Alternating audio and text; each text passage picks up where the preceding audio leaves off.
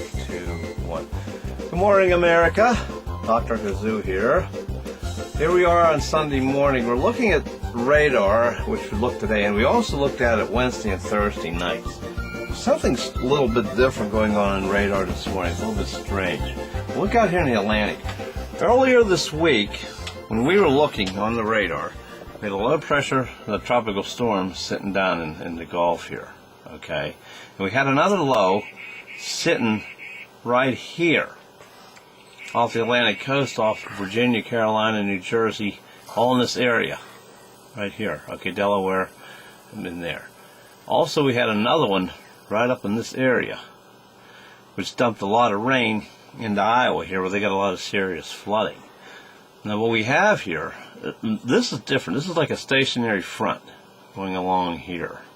Okay, this came out, this low here came out of here up the Gulf here, became stationary.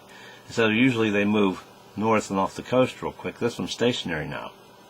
Now, whether this low that was here moved south and became stationary with it, and this one seemed like it may have moved south too, and it's starting to develop something here. Now, there's a possibility what this could actually do is take this rain that's out here and move it towards Florida. Well, those people there in Florida could get a lot of serious rain. So I don't know if they put in the evacuation notice for the people down there, or to be on their toes down there. Well, what could actually be happening with this system here, right in here, something could develop and move this rain towards Florida more, which actually could happen, which would be different. Usually they move out to sea. This could be coming right back in. But this is a stationary front here, which you could get a lot of rain in Florida here and maybe some flooding in that area. So that's something to take a look at. And you see up here in Pennsylvania now, we have a lot of serious rain moving to the east coast now, which we had here last night. This could be from that same storm that developed.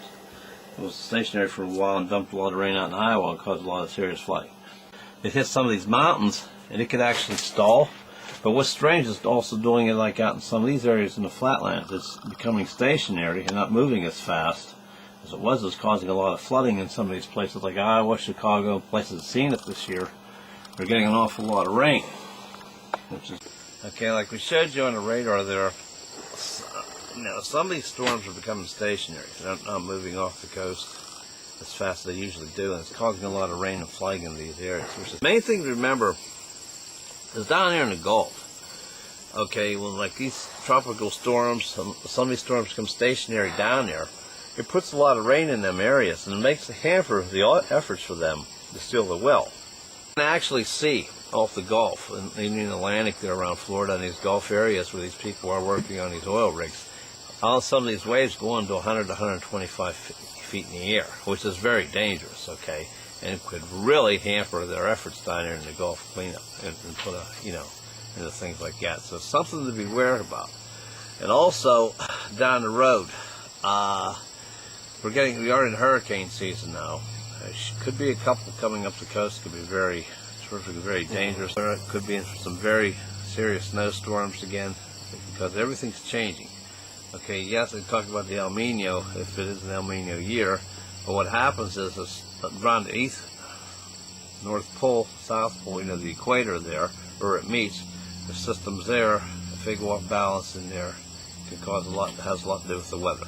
Yeah, another thing to mention now, this year in August, this year we had some very hot weather. It came in June, July, and now that we're getting into August here, it seems like it's like cooler now. And usually August is our hot month around here, where we get 85 to 90 into 90 degree weather. We had it earlier this year.